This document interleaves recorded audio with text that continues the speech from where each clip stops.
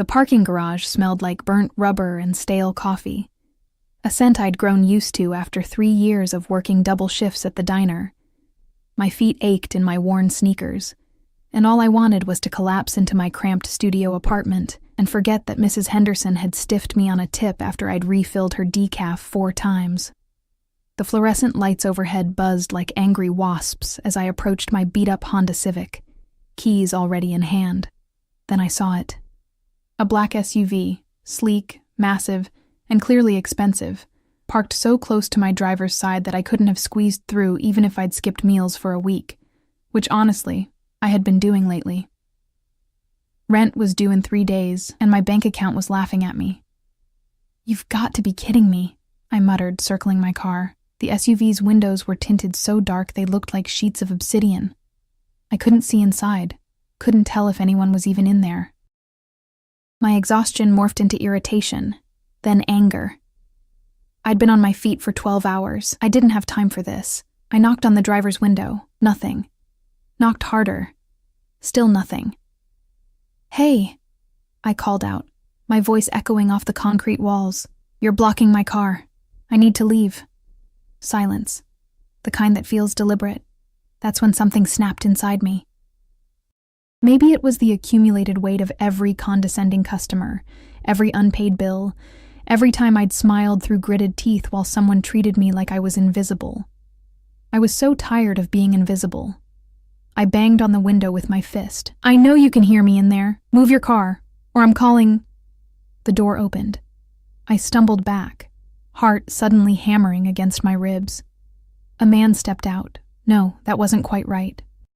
He didn't step. He emerged, like darkness taking human form, tall, probably 6'3", with broad shoulders that filled out his black suit jacket in a way that suggested both money and danger. The suit itself looked like it cost more than my yearly rent. His dark hair was styled with careless precision, and his face, God, his face shouldn't have been legal.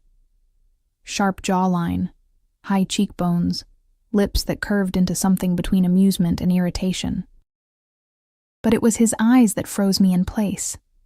Dark, calculating, cold in a way that made my survival instincts scream. They swept over me slowly, deliberately, taking in my stained uniform, my messy ponytail, my complete lack of threat. "You were saying?" His voice was low, smooth, with an accent I couldn't quite place, British maybe, with something else underneath. Each word was measured, controlled. I should have apologized, should have backed away. Something primal in my hindbrain was frantically waving red flags, sending up distress signals, begging me to run. But I was too angry, too tired, too done with rich people thinking they owned the world. I said, "Move your car. You're blocking me in." I crossed my arms, trying to look braver than I felt. "I've been working all day, and I just want to go home." His eyebrow lifted fractionally. Behind him, I noticed for the first time that another man had emerged from the passenger side, bigger, built like a wall, with a scar running down his left cheek. He wore an earpiece and looked at me like I was an insect he was deciding whether to crush. "Marco," the suited man said without looking back. "Give the lady some space." Marco, the wall with a scar, took a step back, but didn't leave. His hand rested near his jacket, in a way that made my mouth go dry. Did he have a gun? Jesus Christ, did he have a gun? "I apologize for the inconvenience," the man continued, turning those unsettling eyes back to me. My driver wasn't paying attention to spacing. "Your driver?" I glanced back at the SUV. Through the windshield, I could now make out a third figure behind the wheel. 3 men in an expensive SUV with tinted windows in an underground parking garage at 11 at night. What the hell had I just done? "Yes." He took a step closer, and I caught his scent. Cedar and something darker, more expensive. The kind of cologne that came in bottles without price tags. "You're very brave, you know, or very foolish. I haven't decided which." "I'm neither," I said, hating how my voice shook slightly. "I'm just tired." Something flickered across his face. Interest, maybe, or recognition of something. His gaze traveled from my face down to my name tag, lingering there. "Emma," he read aloud. my name sounding different in his mouth, intimate somehow. "You work at Rosie's Diner." It wasn't a question. The way he said it made my skin prickle with unease. "How did you—" "The logo on your uniform," he nodded toward my chest, where Rosie's curling script was embroidered in faded red thread, but something in his tone suggested he'd already known, had already looked me up in the 3 seconds it took him to exit his vehicle. "Right." I swallowed hard. "So, can you move your car or not?" He studied me for a long moment, head tilted slightly, like I was a puzzle he was trying to solve. The parking garage suddenly felt smaller, the air thicker. Marco shifted his weight, and the movement drew my attention to the definite bulge under his jacket. Oh God, these weren't just rich jerks. These were dangerous rich jerks, of course, the man finally said. He pulled out a phone. No, phones, plural. 2 sleek devices emerged from his pocket. He checked one briefly, his expression darkening at whatever he saw on the screen, before tucking both away. "Marco, move the vehicle, now." "Sir." Marco started, his voice gravelly. "Now." Marco's jaw tightened, but he obeyed. The way he obeyed, instant, absolute, sent another chill down my spine. This wasn't an employer-employee relationship. This was something else entirely. The man remained standing there, watching me. I should have gotten in my car the moment Marco climbed into the SUV. Should have locked my doors and driven away without looking back, but I couldn't move. Couldn't look away from those dark eyes that seemed to see straight through my exhaustion, my anger, my fear, down to something deeper. "You should be more careful," he said softly, and there was something almost concerned in his tone. No, that couldn't be right. Yelling at strangers in parking garages. "You don't know who you might encounter. I can handle myself," I lied. His lips curved into something that might have been a smile if it had contained any warmth. "Can you?" The SUV's engine purred to life, a sound more suited to a predator than a vehicle. It pulled back smoothly, efficiently, leaving my pathetic Honda suddenly visible in all its dented glory. The contrast was almost comical. "There," he said, "you're free to go." But he didn't move, didn't step back to give me space. Instead, he reached into his jacket. My heart nearly stopped, and pulled out a business card. Black, expensive looking, with silver lettering. "If you ever need anything," he held it out toward me. "Call this number." I stared at the card like it might bite me. "Why would I need anything from you?" "You never know." He pressed it into my palm before I could protest, his fingers brushing against my skin. They were warm, surprisingly warm for someone who seemed so cold. The touch lasted a fraction too long, and I felt it all the way up my arm. The world is more dangerous than a girl like you realizes. A girl like me. The condescension in those words should have made me furious, but instead I felt something else, something uncomfortable and unwelcome that made my stomach flutter. I looked down at the card. No name, just a phone number in elegant silver script. The cardstock was heavy, expensive, the kind that whispered money and power. When I looked up again, he was already walking away, Marco falling into step beside him. They moved with synchronized precision toward the elevator at the far end of the garage. Before the doors closed, he glanced back at me one final time. Even from that distance, I felt the weight of his gaze. The elevator doors shut, and I was alone. I stood there for a full minute, heart still racing, the business card burning a hole in my palm. What the hell had just happened? Who was he? And why did I feel like I'd just made a terrible, terrible mistake? My hands shook as I unlocked my car. I threw the card onto the passenger seat like it might contaminate me, started the engine, and pulled out of the garage faster than I should have. But I couldn't stop checking my rearview mirror. Couldn't shake the feeling that I was being watched. Couldn't forget those dark eyes, or the way my name had sounded in his mouth, or the strange, terrifying flutter in my chest when he'd touched my hand. I drove home on autopilot, my mind replaying every second of the encounter. The way he'd looked at me, not through me, like most people did, but at me, really seeing me, the careful control in his voice, the instant obedience from Marco, the 2 phones, the expensive suit, the danger that radiated from him like heat from asphalt in summer. My studio apartment had never felt quite so small, quite so vulnerable. I locked the door, threw the deadbolt, and even pushed my rickety kitchen chair under the doorknob for good measure. The business card sat on my tiny kitchen table, innocuous and terrifying. I should throw it away, should forget this ever happened. Instead, I picked it up, running my thumb over the silver numbers. No name, no company, just a phone number that probably led to something I didn't want to know about. I thought about the gun-shaped bulge under Marco's jacket, about the cold calculation in those dark eyes, about the way the man had said, "You never know," like he knew something I didn't. My phone buzzed, making me jump. Just a text from my coworker Sarah, asking if I wanted to pick up an extra shift tomorrow. I started to type a response, then paused. Through my apartment's single grimy window, I could see the street below. A black SUV was parked across the street. Same model. Same tinted windows. My blood ran cold. It couldn't be the same one, could it? This was a big city.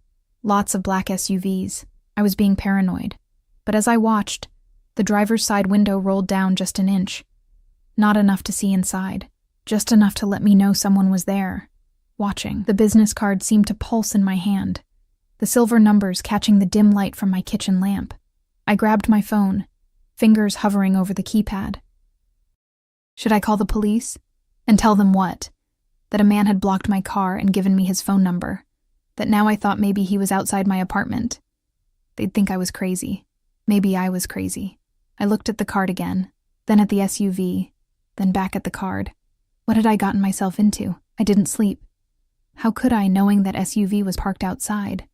Every creak of the building, every distant siren, every shadow that crossed my window sent my heart racing. I lay in bed, fully clothed, clutching my phone, the business card on my nightstand like a loaded gun. At 4:47 a.m., I finally gave up on sleep. My shift at Rosie's started at 6 anyway. I showered quickly, the weak water pressure doing nothing to wash away the anxiety clinging to my skin. When I peeked through the curtains, the SUV was gone.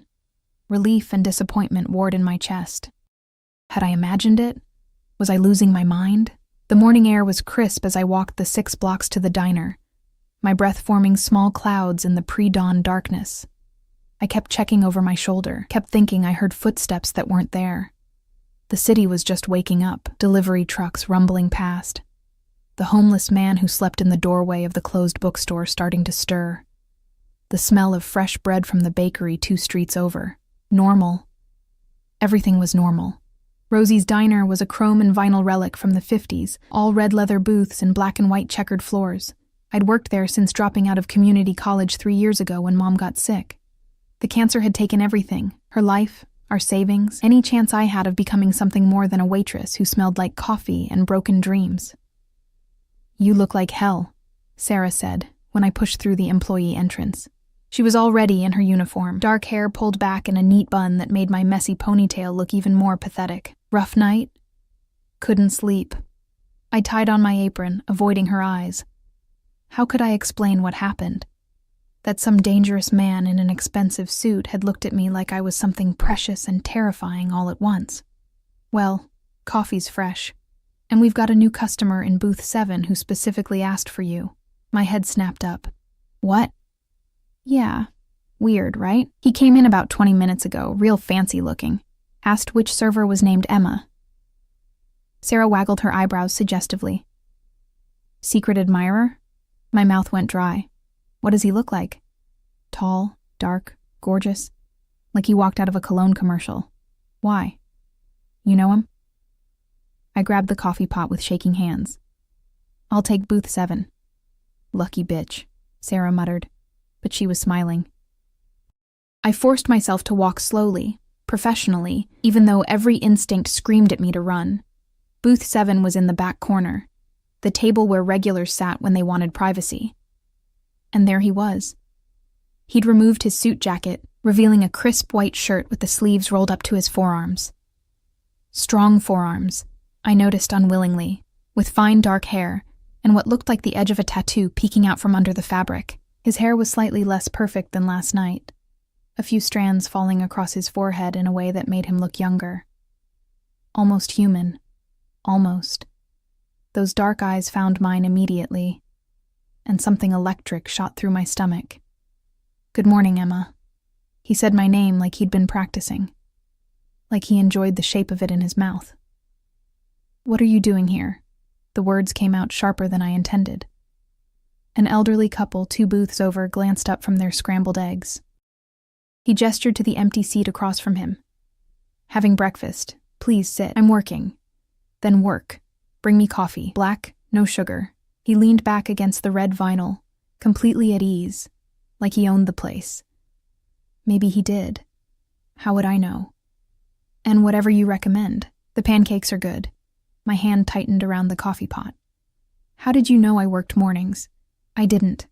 I've been here since 5. He said it casually, like it was perfectly normal to stake out a diner before dawn. "Waited to see if you'd show up. Lucky guess on the shift." 3 hours. He'd been waiting 3 hours. "That's..." I started, then stopped. Creepy, obsessive, terrifying, all of the above. But the words stuck in my throat, weighted down by the intensity of his gaze. "Thorough," he finished for me. "I'm thorough in everything I do, Emma." The way he said my name sent a shiver down my spine that had nothing to do with fear and everything to do with something I refused to acknowledge. I poured his coffee with hands that only trembled slightly. "I'll put your order in." His fingers caught my wrist, gentle but firm, warm against my pulse point. "Sit with me." 5 minutes. "I can't. I'm working. I'll make it worth your while." He released my wrist but pulled out his wallet, extracting several crisp $100 bills and laying them on the table. "For your time." I stared at the money. That was more than I made in a week, more than enough to cover rent and still have some left over for groceries that weren't ramen noodles. "I don't want your money," I lied. "Everyone wants money, Emma. The only question is what they're willing to do for it." He pushed the bills toward me. "I'm only asking you to sit, to talk." That's hardly a sin. My manager, Pete, was watching from behind the counter. The morning rush would start soon. I had tables to prep, coffee to brew.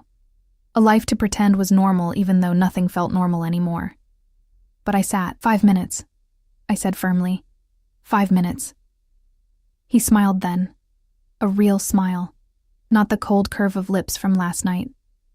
It transformed his face, made him look less like danger incarnate, and more like a man who found genuine pleasure in getting what he wanted.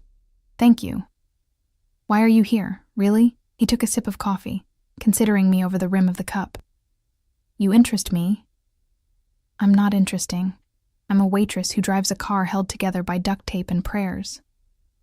"You stood up to me last night. Do you have any idea how rare that is?" He set down his cup, leaning forward. The morning light streaming through the window caught the sharp angles of his face, highlighting a small scar near his left temple I hadn't noticed before. Most people take one look at me and understand. They see what I am. But you were angry about your parking space. I was tired. You were magnificent. The word hung in the air between us, intimate and dangerous. So small and fierce, banging on my window like you could actually hurt me. I didn't know who you were, and if you had, I thought about Marco's gun, about the way everyone obeyed instantly, about the expensive suits and multiple phones. I would have walked away. Exactly. He leaned back, satisfied, like I'd just proven his point, which is why you're interesting. You see me as a person, not a position. What position is that? His smile turned enigmatic. Does it matter? Yes. I met his eyes directly, forcing myself not to look away, even though it felt like staring into the sun. If you're going to show up at my workplace and throw money at me, I think I deserve to know who you are. Dangerous. He said it simply, matter-of-factly. I'm someone dangerous, Emma, someone you should stay far away from. Then why are you here? Because I can't seem to help myself. The admission seemed to surprise him as much as it surprised me. He ran a hand through his dark hair, disrupting those perfect strands further. I went home last night fully intending to forget about the tired girl in the parking garage, but I couldn't. I kept thinking about the way you looked at me. Not with fear, not with calculation, but with honest anger because I'd inconvenienced you. Most people would find that annoying, not attractive. I'm not most people. He picked up one of the $100 bills, holding it up to the light. And I don't think you are either, despite what you tell yourself. You're drowning here, aren't you? Working yourself to exhaustion for scraps. When was the last time you did something just because you wanted to? The question hit too close to home. I stood abruptly, the vinyl booth squeaking under me. My 5 minutes are up. Emma, what do you want from me? The words came out louder than I intended. Pete was definitely watching now, and Sarah had stopped wiping down tables to stare. Because this, whatever this is, I can't. I don't know what game you're playing, but I'm not a toy. Something dark flashed across his face. He stood too. And even though we were in a public diner in broad daylight, I felt suddenly aware of how much bigger he was, how much power coiled in that lean frame. I don't play games. His voice was low, controlled, but I heard the edge in it, and I don't treat people like toys. What I want... He stopped, jaw tightening, as if fighting some internal battle. What I want is to know you, to understand why I can't stop thinking about you. You don't even know me. Then let me. He stepped closer, close enough that I could smell that cedar and smoke scent again, see the flecks of gold in his dark eyes. Have dinner with me. One dinner. If you hate every second of it, I'll disappear. You'll never see me again. And if I say no, then I'll disappear anyway. But the way he said it, the way his eyes traced over my face like he was memorizing every detail, told me he didn't believe I'd say no. But I don't think you will. Why not? He reached out slowly, giving me time to pull away, and tucked a loose strand of hair behind my ear. His fingers lingered against my cheek for just a heartbeat, because you're just as curious as I am. Because your life is suffocating you, and I'm offering air. Because when I touched your wrist, your pulse jumped. I hated that he was right. Hated that some traitorous part of me wanted to say yes, wanted to see what would happen if I took this dangerous man's hand and let him pull me into whatever dark world he inhabited. I don't even know your name, I whispered. He smiled. That devastating, transformative smile. Lucian. My name is Lucian. Lucian, I repeated, testing it. It fit him. Elegant and dangerous, like the man himself. Say it again. His thumb brushed my cheekbone. I like how it sounds in your voice. The bell above the diner door chimed.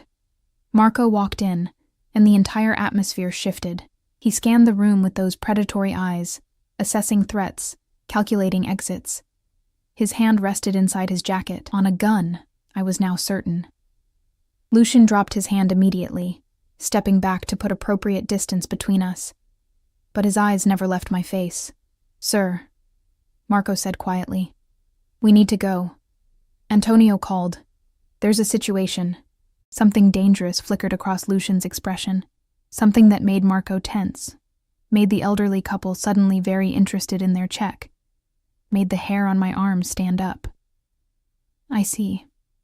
Lucian's voice had gone cold again, all the warmth from moments before evaporating. He was back to being the man from the parking garage.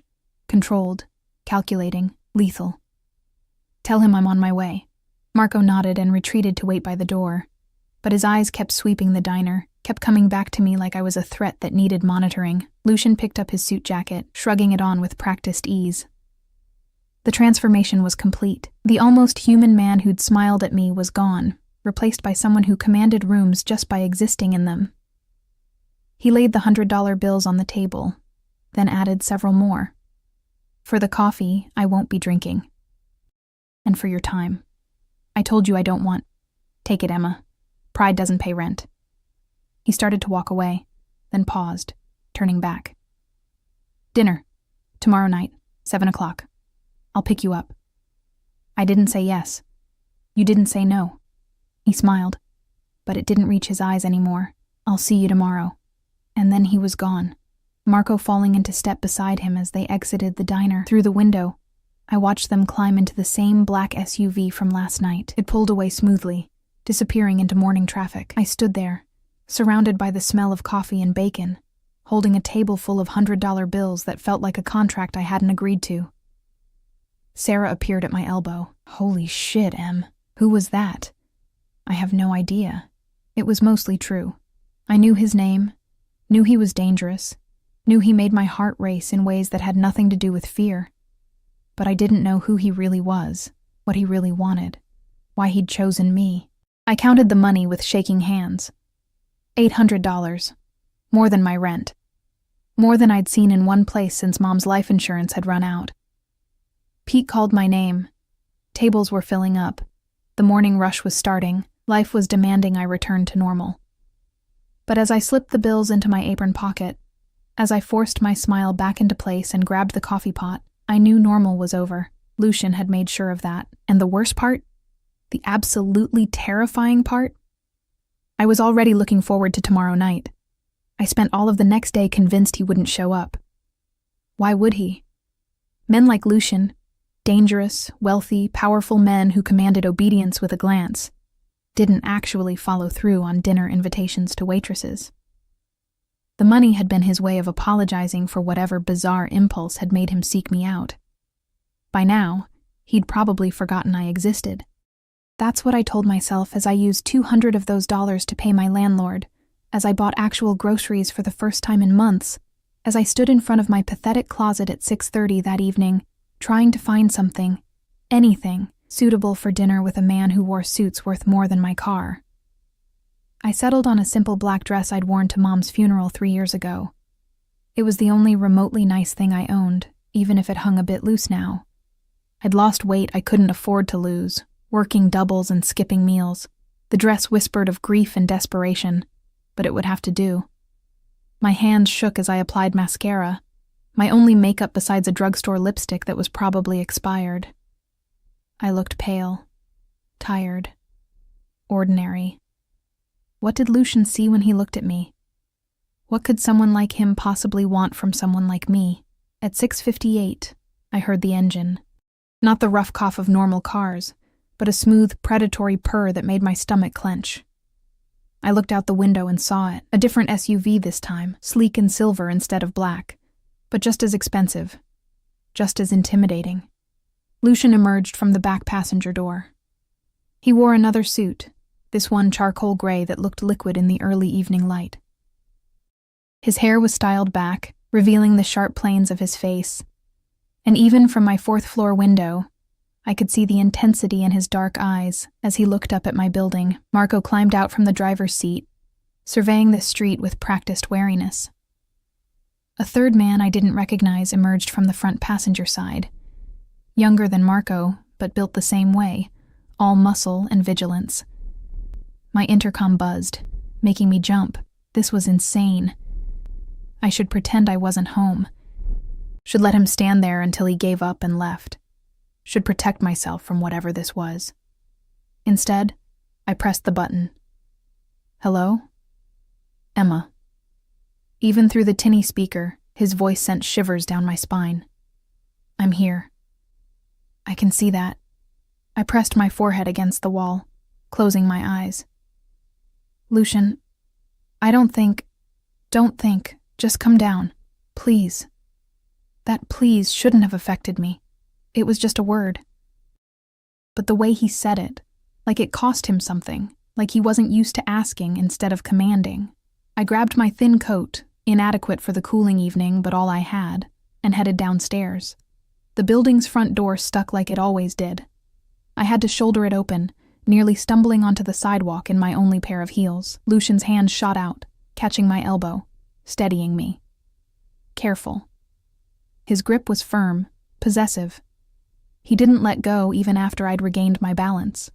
The door sticks, I said stupidly, hyper-aware of his hand on my arm, the heat of his body close to mine, the way Marco and the other man watched us with unreadable expressions. We'll have to fix that. Lucian said it like a fact, not a suggestion. Like he'd already decided to add my broken door to his list of problems to solve. It's not your building. Not yet. He smiled slightly, then seemed to really look at me for the first time. His eyes traveled from my face down to my dress, then back up, and something heated flickered in their depths. You look beautiful. I almost laughed. Beautiful was Sarah with her perfect hair and curves in all the right places. Beautiful was the kind of women men like Lucian probably dated. Models, actresses, heiresses. I was a tired waitress in a funeral dress. You don't have to lie." "I don't lie." He said it with such conviction that I almost believed him. "And you are beautiful. Especially when you blush like that." I hadn't realized I was blushing until he pointed it out, which only made it worse. "Can we just go?" "Of course." He guided me toward the SUV, his hand moving from my elbow to the small of my back. Marco had already opened the rear door, standing beside it like a sentinel. "After you." The interior smelled like leather and money. The seats were cream-colored, pristine, probably worth more than everything I owned combined. I slid across the smooth surface, and Lucian followed, settling beside me closer than strictly necessary. Marco closed the door, sealing us in. The younger man was already in the driver's seat. He met my eyes in the rearview mirror briefly before looking away, jaw tight. "This is Victor," Lucian said, nodding toward the driver. "He'll be taking us to the restaurant. Marco will follow in the other vehicle." "Why do you need 2 cars?" The question slipped out before I could stop it. Lucian's expression didn't change, but something flickered behind his eyes. "Security." "Security from what?" "From people who would hurt me, or take what's mine." His hand found mine on the seat between us, fingers intertwining with mine before I could pull away. "The world I live in isn't safe, Emma. I need to be careful." "Then why bring me into it?" My voice came out smaller than I intended.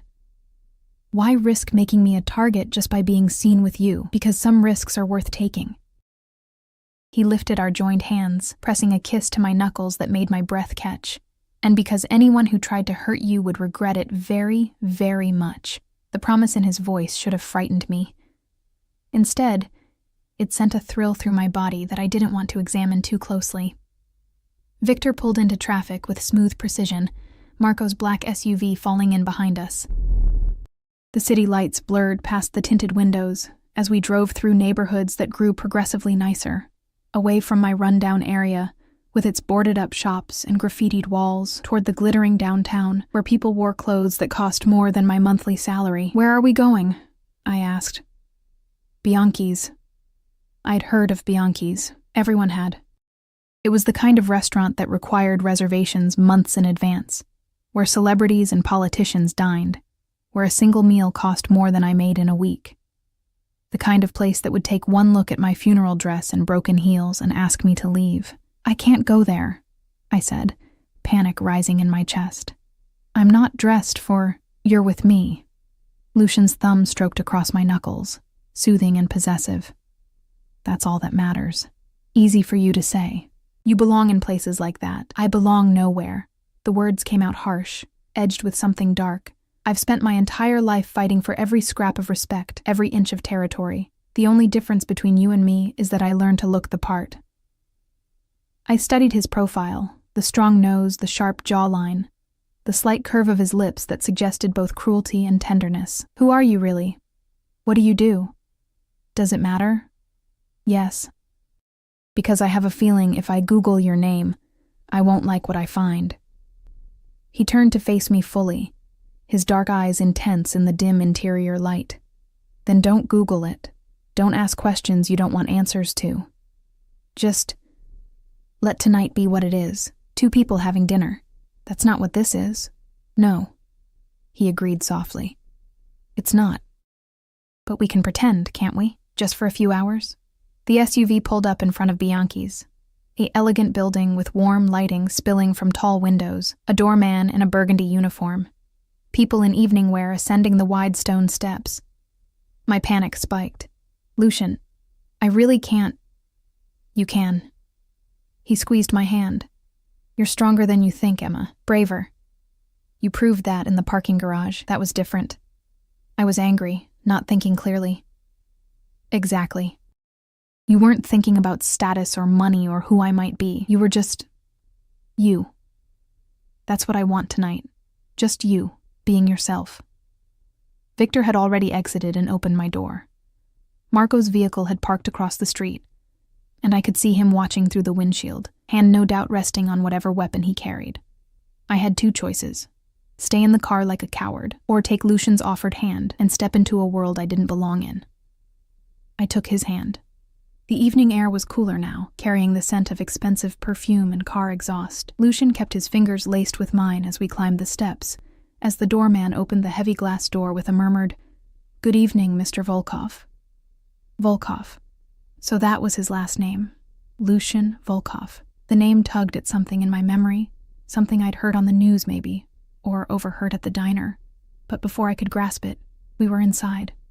The restaurant was even more beautiful than I'd imagined. Crystal chandeliers cast warm light over white tablecloths and gleaming silverware, the murmur of cultured conversation mixed with soft classical music. Every person in the room looked like they'd stepped from a magazine spread, and they all turned to look at us. Or rather, at Lucian.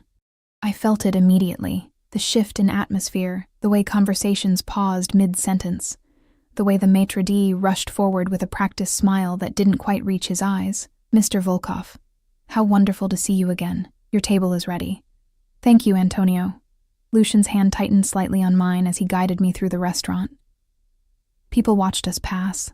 I caught whispers, saw eyes lingering on me with curiosity, calculation, sometimes pity. An older woman in diamonds clutched her husband's arm, leaning close to whisper something that made him pale.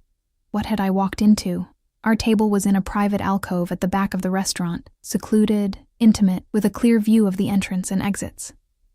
Lucian pulled out my chair himself, his hands brushing my shoulders as he helped me sit. "You're making people nervous," I whispered, once he'd taken the seat across from me. "I always do." He picked up the wine list, scanning it with practiced ease. "They'll settle down in a moment. Why? Who do they think you are?" He set down the wine list, meeting my eyes directly. "They know exactly who I am, Emma. The question is whether you're ready to know." My mouth went dry. "Tell me." "After dinner."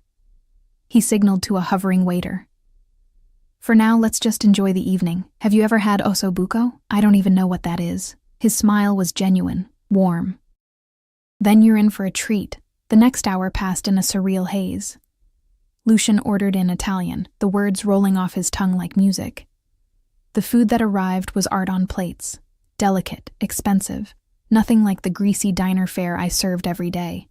He watched me taste everything, seeming to take pleasure in my reactions. "You're not eating much," I observed. His own plate sat mostly untouched while he'd encouraged me to try everything. "I'm enjoying watching you." He leaned back in his chair, wineglass dangling from his fingers. "You experience things so fully. Like that first bite of the risotto. Your whole face lit up. It's good risotto. It's adequate risotto, but seeing you enjoy it makes it extraordinary." He set down his glass, reaching across the table to take my hand again. "Tell me about yourself, Emma, the real things, not the surface details. There's not much to tell. I work at a diner. I live alone." I stopped, not wanting to mention Mom, not wanting to bear that wound to this dangerous stranger. "You what?" His thumb traced circles on my palm, encouraging. "I used to want things," I admitted quietly. "College, a career, a life that was more than just surviving. But then my mom got sick, and everything else just stopped mattering. She passed away. It wasn't a question. 3 years ago. Cancer." I pulled my hand back, reaching for my water glass to have something to do. "After she died, I just couldn't seem to start again. It was easier to keep working, keep moving, than to face the fact that all my dreams died with her." Lucian was quiet for a long moment, his dark eyes studying me with an intensity that made me want to squirm. "You're drowning," he finally said. Slowly, quietly, but drowning nonetheless. "Maybe." I met his gaze. "And you're throwing me a rope that's probably attached to an anchor." He laughed, a real laugh that transformed his face, making him look younger, less dangerous, probably, but at least it would be a beautiful way to drown. "That's not funny." "No, it's not." His expression sobered. "Emma, I want to be honest with you. More honest than I've been with anyone in years." My heart started racing. "Okay. I'm not a good man. The things I do, the life I live, it's not legal, it's not moral, and it's not safe." He leaned forward, his voice dropping lower. "But from the moment you banged on my car window, I haven't been able to think about anything else. You've gotten under my skin in a way that's dangerous for both of us. What are you saying? I'm saying that I want you, Emma. Want to know you, protect you, keep you safe from the world that's been grinding you down. His hand found mine again, grip almost painful in its intensity. I'm saying that I'm selfish enough to pursue this even though I shouldn't. Even though you deserve someone better, someone cleaner, Lucian. But I'm also saying that if you walk away right now, I'll let you go. I'll disappear from your life, leave you in peace. The choice is yours. I should have chosen to walk away. Should have recognized the red flags waving frantically in my peripheral vision. Should have understood that men like Lucian Volkov, men who needed security details and made restaurant patrons nervous, were nothing but trouble. But I was so tired of being alone, so tired of surviving instead of living. So tired of invisible existence punctuated only by aching feet and insufficient tips. And when he looked at me with those dark, intense eyes, I felt seen in a way I hadn't felt since Mom died. I don't want to walk away, I heard myself say. Something fierce and triumphant flashed across his face. You're sure? No. But I'm doing it anyway. He stood abruptly, throwing cash on the table. Far more than the meal cost, I was certain. Then let's get out of here. What? But we haven't even had dessert. I can't wait another second to do this. He pulled me to my feet, and before I could ask what this was, his hands framed my face and his lips were on mine. The kiss was fierce, claiming, desperate. His mouth moved against mine with a hunger that stole my breath, his fingers tangling in my hair. I gasped against his lips, and he took advantage, deepening the kiss until my knees went weak. Around us, I dimly registered the restaurant going quiet. Gasps, whispers, the clink of dropped silverware. I didn't care. My hands fisted in his suit jacket, pulling him closer, kissing him back with an abandon I didn't recognize in myself. He tasted like wine and danger, and promises I shouldn't believe. When he finally pulled back, we were both breathing hard. His eyes had gone almost black, pupils blown wide with desire. Mine, he murmured against my lips. Say it. I should have protested, should have reminded him that I wasn't an object to be claimed, but the word slipped out anyway, breathless and true. Yours.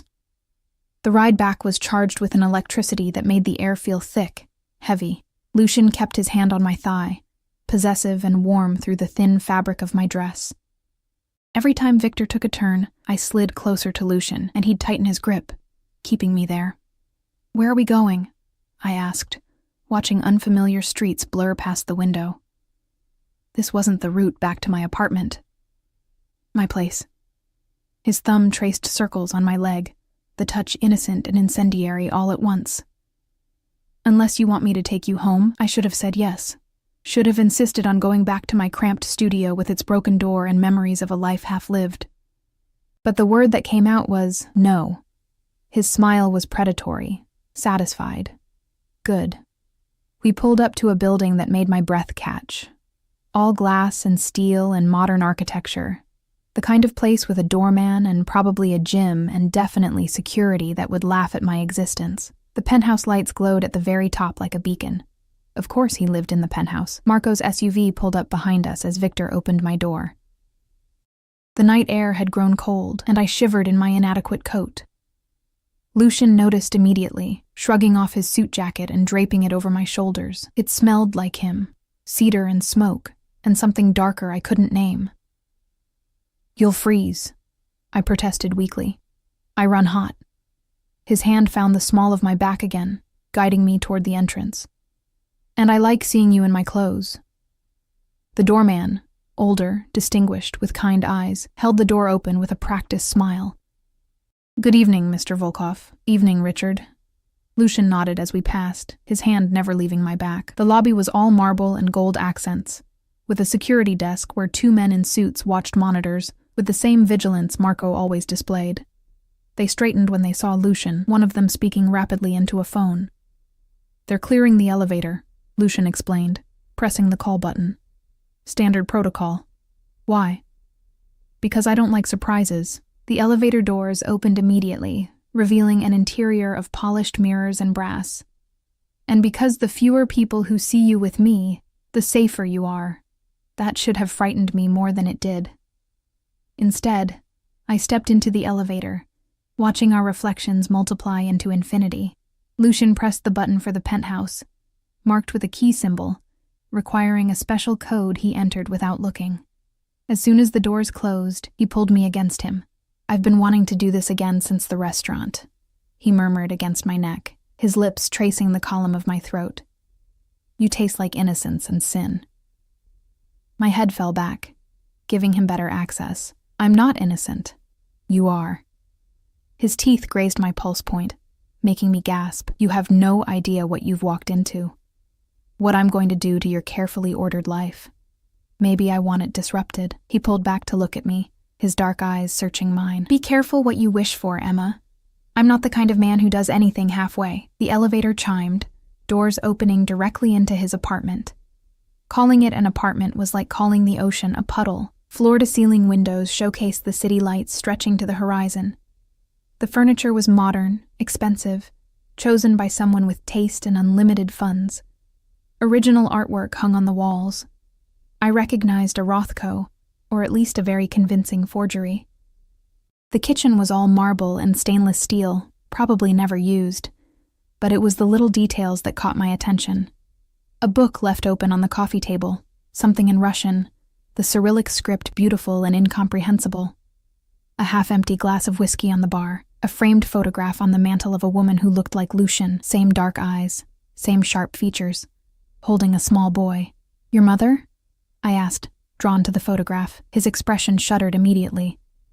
"Was. She died when I was 12. I'm sorry. Don't be. She was." He paused, seeming to choose his words carefully. "Complicated. Like you, she was too good for the world she was born into." Before I could ask what he meant, his phone buzzed. Not the expensive one he'd pulled out at the restaurant, but the second one, the one he'd checked in the parking garage. He glanced at the screen, and his entire demeanor changed. The man who'd been kissing my neck in the elevator vanished, replaced by someone cold and lethal. "I need to take this." He was already moving toward a closed door at the far end of the living room. "Make yourself comfortable. I'll only be a moment." Then he was gone, the door closing behind him with a decisive click. I stood alone in the vast space, Lucien's jacket still draped over my shoulders, feeling completely out of place. Through the closed door, I could hear his voice, low, harsh, speaking in what sounded like Russian. The words were incomprehensible, but the tone was unmistakable. He was angry, dangerously so. I moved to the windows, pressing my palm against the cool glass. The city spread out below, millions of lights representing millions of lives, all of them oblivious to the strange turn mine had taken. 2 days ago, my biggest concern was whether Mrs. Henderson would remember to tip. Now I was standing in a penthouse wearing a crime boss's jacket, because that's what he had to be, right? The security, the guns, the way people reacted to his name. Lucian Volkov. I pulled out my phone, fingers hovering over the search bar. He'd asked me not to Google him, to not ask questions I didn't want answers to, but I needed to know. I typed his name and hit search. The results loaded slowly, my cheap phone struggling with the connection. Then they appeared, and my blood ran cold. Lucian Volkov, alleged head of the Volkov crime family. FBI investigates Volkov organization for racketeering, extortion. 3 dead in suspected mob hit. Sources point to Volkov. Notorious crime boss Lucian Volkov photographed at charity gala. There were photos. Lucian in expensive suits at fancy events, always surrounded by security, always with that same controlled expression. Lucian leaving courthouses, his lawyer beside him. Lucian at what looked like a funeral, his face carved from stone. And there were other photos too, bodies covered with sheets, crime scene tape, grieving families. I felt sick. "I asked you not to do that." I spun around. Lucian stood in the doorway of his office, phone still in hand, his expression unreadable. He'd rolled up his sleeves during his call, revealing more of those tattoos on his forearms. Intricate designs I now realized probably had meaning in his world. Are they true? My voice shook. The things they're saying? Some of them. He pocketed the phone, moving toward me with predatory grace. Not all. The media likes to embellish. Did you kill those people? He stopped a few feet away, giving me space I should have appreciated, but somehow didn't want. Yes. The simple honesty of it was more terrifying than any lie would have been. Why? Because they deserved it. Because they threatened my family, my business, my territory. His jaw tightened. Because in my world, mercy is weakness, and weakness gets you killed. Your world. I laughed, but it came out bitter, broken. God, Lucian, you're a mobster, an actual crime boss, and I'm nobody, a waitress who can't even pay her rent on time. You're not nobody. He closed the distance between us, his hands framing my face with a gentleness that contradicted everything I'd just read. You're Emma. You're brave and fierce and so goddamn beautiful it hurts to look at you. You're the first real thing I've encountered in years. I don't belong in this. Tears burned behind my eyes. I don't know how to be with someone who kills people, he finished for me, who runs an empire built on violence and fear, who has more blood on his hands than you can imagine. Yes, I whispered. Then leave. He dropped his hands, stepping back. Walk out that door. I'll have Victor drive you home. You'll never see me again. It was the same offer he'd made at the restaurant. The same choice. And I still couldn't take it. Why me? The question burst out of me, desperate. You could have anyone. Why chase after some nobody waitress who yelled at you about a parking space? Something raw flickered across his face. Because you looked at me like I was human. Not a monster, not a meal ticket, not a stepping stone. Just a man who'd annoyed you. He ran a hand through his hair, disrupting the perfect styling. Do you have any idea how rare that is? How exhausting it is to be me? Everyone wants something. Money, power, protection, death. But you just wanted your parking space back. That's insane. Probably. He smiled without humor. Most things about me are, but I can't change what I feel, Emma. And I've felt more in the 2 days since meeting you than I have in years. What do you feel? He moved closer, slowly, giving me time to retreat. I didn't. His hands found my waist, pulling me against him until I could feel the solid heat of his body, the steady thrum of his heartbeat. Obsession, he murmured against my hair. Possession. The absolute certainty that you're mine, and I'm going to do whatever it takes to keep you safe and happy, even if that means protecting you from myself. That's not love. I never said it was love. His hands tightened on my waist. I don't know if I'm capable of love. But I know that the thought of you going back to that broken apartment, working yourself to exhaustion for scraps, being invisible to everyone around you, it makes me want to burn the world down. I should have been terrified, should have recognized the danger in his words, in the fierce possessiveness of his grip. Instead, I tilted my face up to his. Show me. Show you what? What you feel. What you want. Show me why I should stay. Something dark and hungry flashed in his eyes.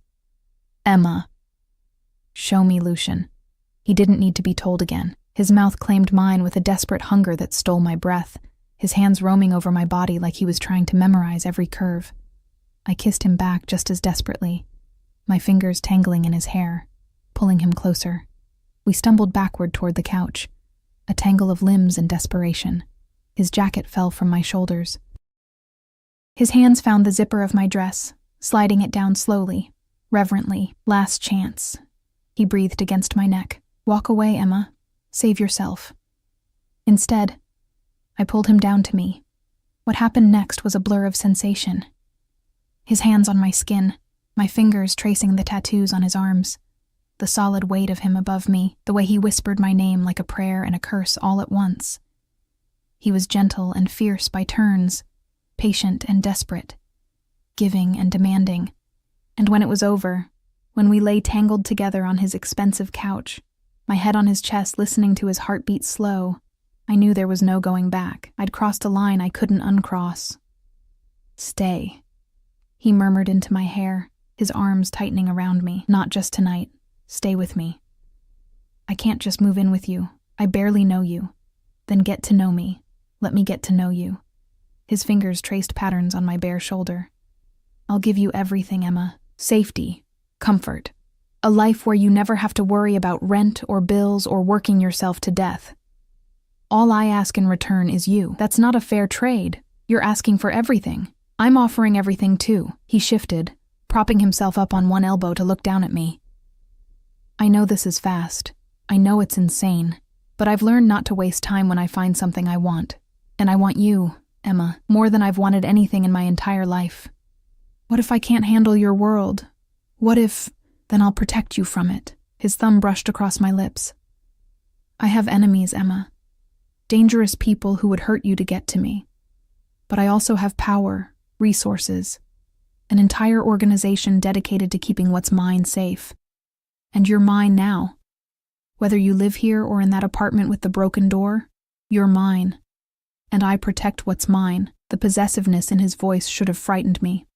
Instead, it sent a thrill through my exhausted body. I need to think, I said finally. This is too much, too fast. I need time to... My phone buzzed from somewhere in the tangle of discarded clothes, then buzzed again. And again. Lucian reached down, fishing it from my coat pocket and handing it to me with a raised eyebrow. The screen showed 12 missed calls from Sarah and 3 frantic texts. Em, where are you? The diner was robbed tonight. Pete got hurt bad. Please tell me you weren't there. Please call me. My blood went cold. Oh, God. What is it? Lucian sat up immediately, all business, his hand finding my shoulder. The diner. Someone robbed it. My manager. I was already scrambling for my clothes, fingers shaking so badly I could barely manage the zipper. I need to go. I need to make sure Sarah's okay, and Pete, I'll take you. Lucian was already dressed, moving with efficient speed. He pressed a button on his phone. Victor, bring the car around. Now. You don't have to. Emma. He gripped my shoulders, forcing me to meet his eyes. You're mine now. That means your problems are my problems. Your people are my people. Let me help. I nodded, unable to speak past the fear clogging my throat. The ride to the diner was tense and silent.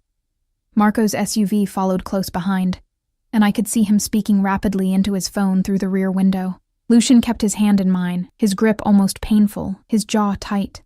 When we pulled up to Rosie's, police cars flanked the entrance, their lights painting everything red and blue.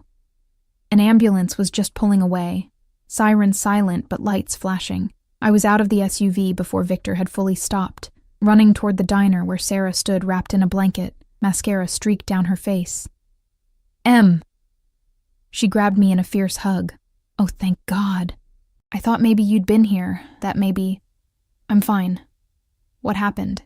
Is Pete... He's alive. They took him to St. Mary's. Got hit in the head pretty bad when he tried to stop them.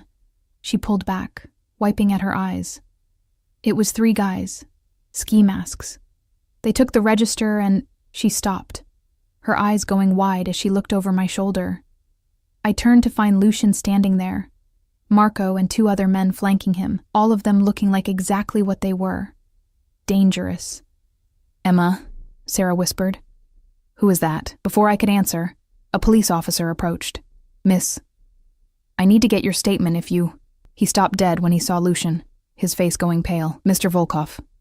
Officer Patterson. Lucian's voice was pleasant, controlled.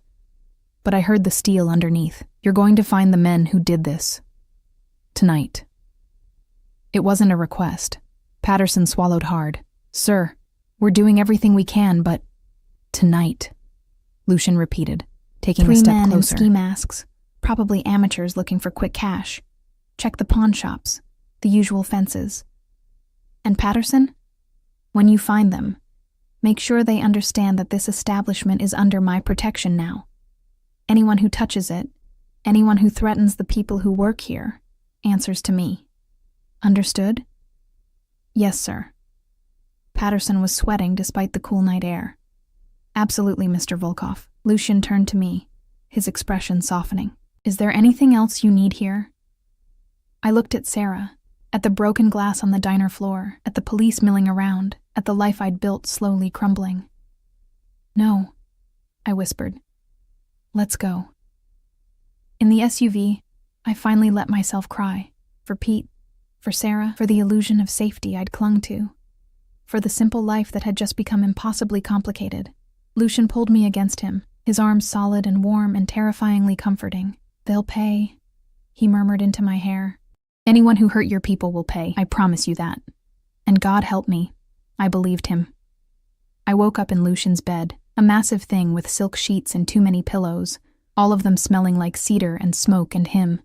Sunlight streamed through floor-to-ceiling windows I'd been too exhausted to close last night, painting the white walls gold. My funeral dress lay draped over a chair. My broken heels sat neatly by the door. And on the nightstand, my phone buzzed with messages I wasn't ready to read.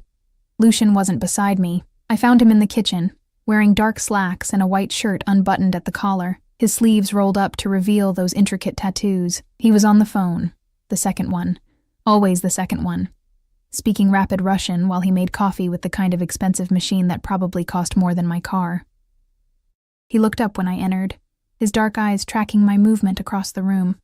Without interrupting his conversation, he poured a second cup of coffee, added cream and sugar, without asking how I took it, because of course he'd noticed at the diner, and slid it across the marble counter toward me.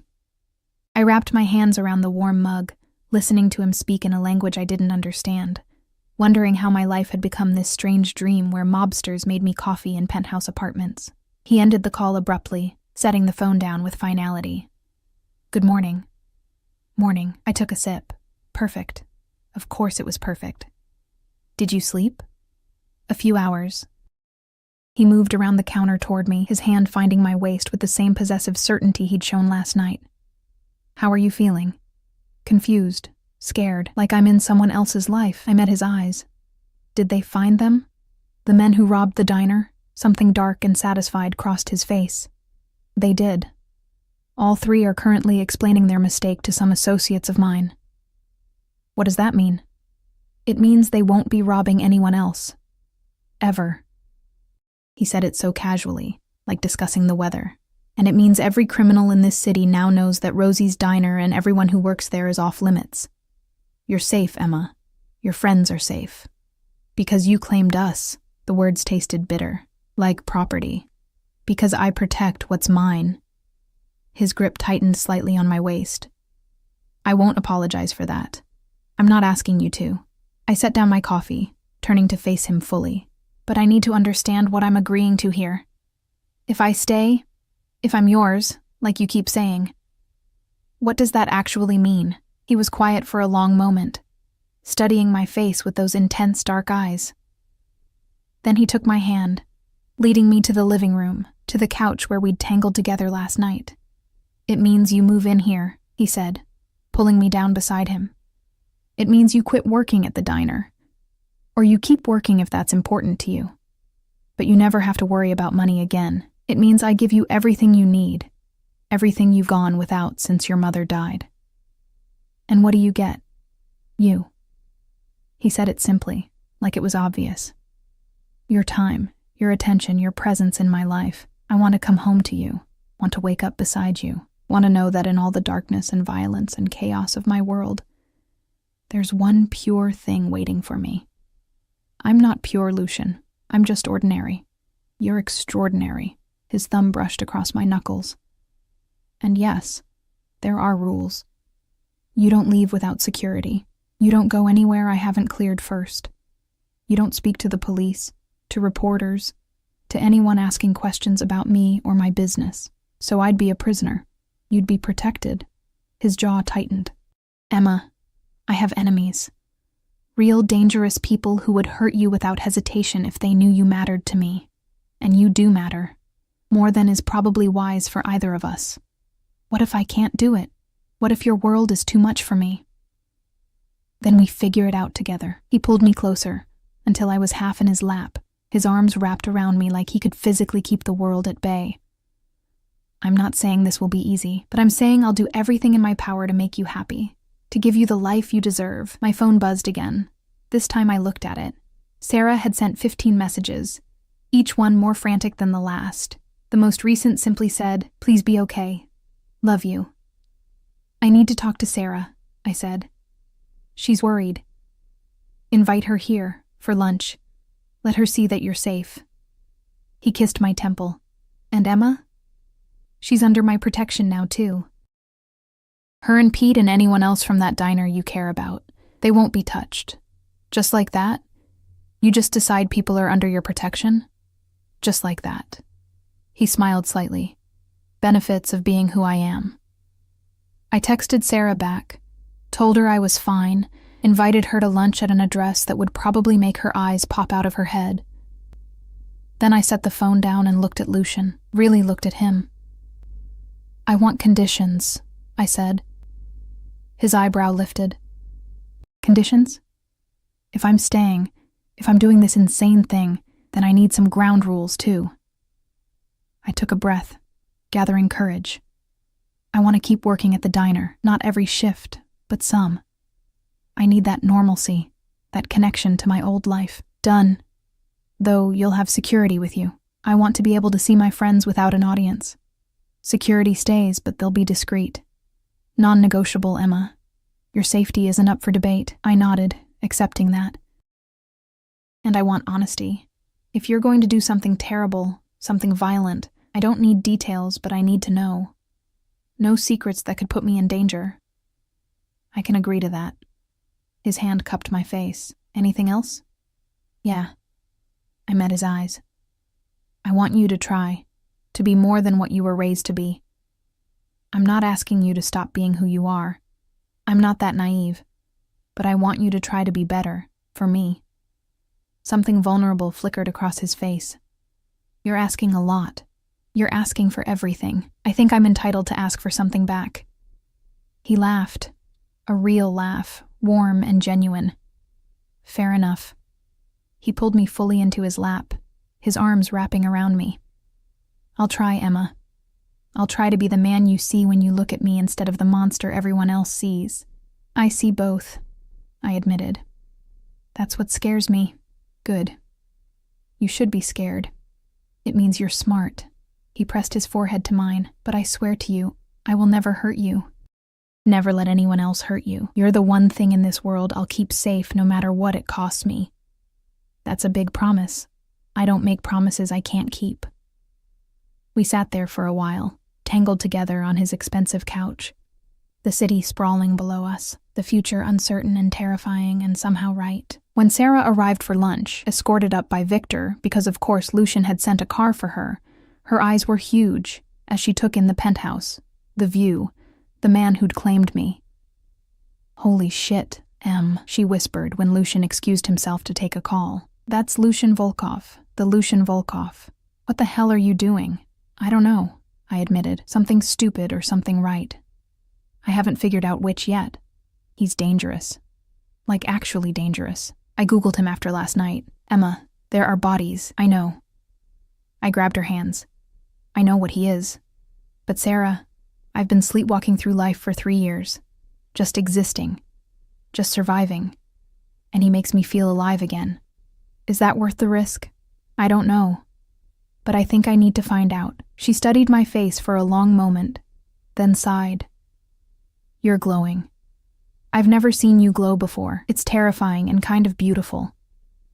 She pulled me into a hug. Just promise me you'll be careful, and that you won't forget about us regular people down here in reality. Never, I promised. You're stuck with me. Lunch was surprisingly normal. Lucian ordered in from somewhere expensive, and he was charming with Sarah, careful not to show the darker side I knew lurked beneath his surface. He asked about Pete, assured her the hospital bills would be covered, mentioned casually that the diner's broken windows would be replaced by the end of the week. After Sarah left, I found myself standing at those massive windows again, looking out at the city that suddenly felt both bigger and smaller than it had before. Lucian came up behind me, his arms wrapping around my waist, his chin resting on my shoulder. What are you thinking? That my life was very small 2 days ago, and now it's terrifyingly large. I leaned back against him, that I should be running as fast as I can. But I'm not. Why aren't you? Because I'm tired of being invisible.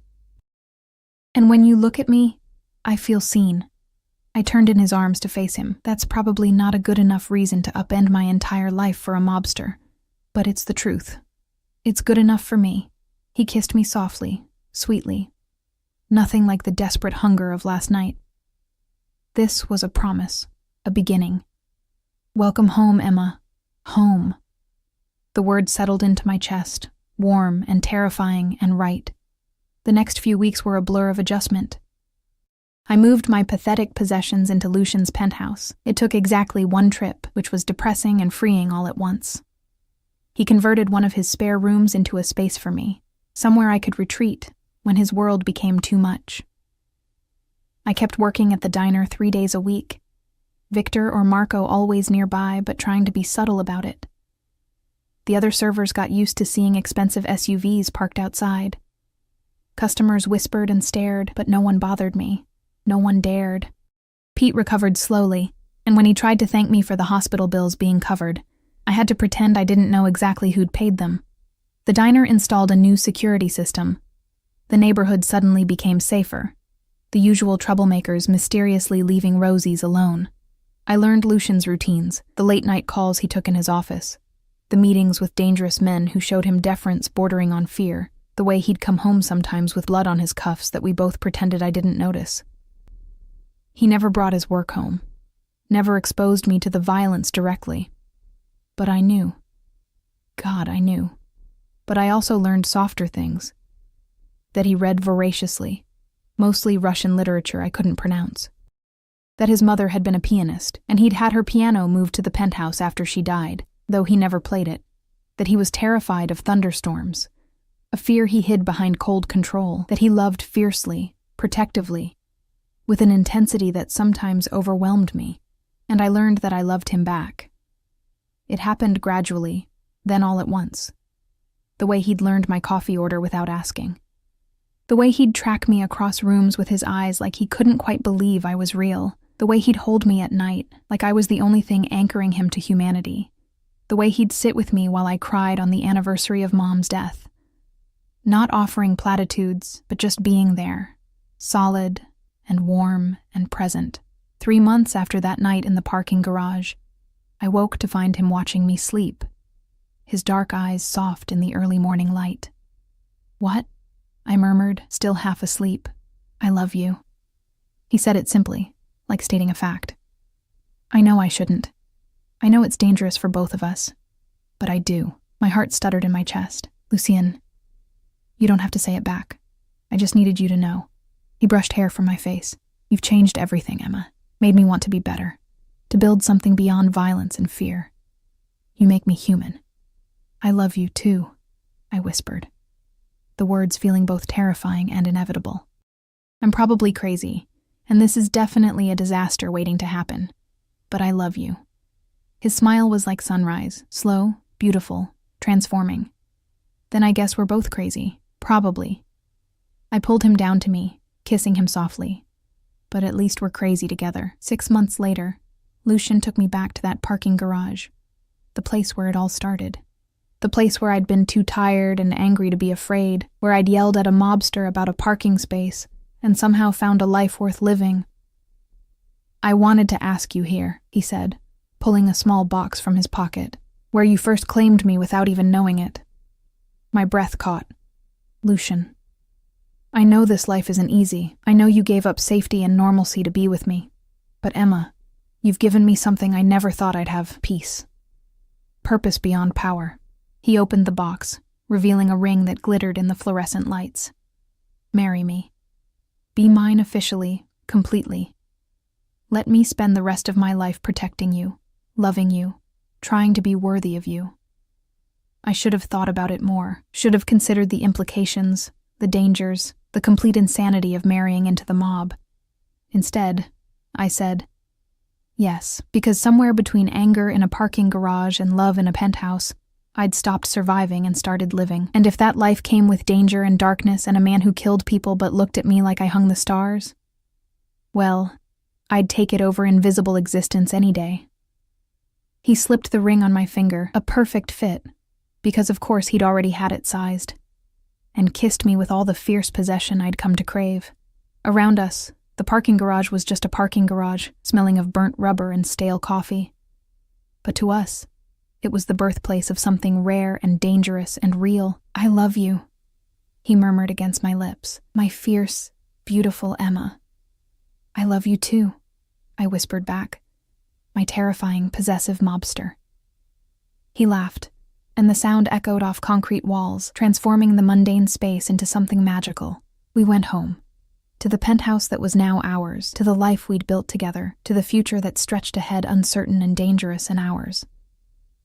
And if sometimes I thought about the girl I'd been before, tired, invisible, drowning in an existence that barely qualified as living, I didn't mourn her.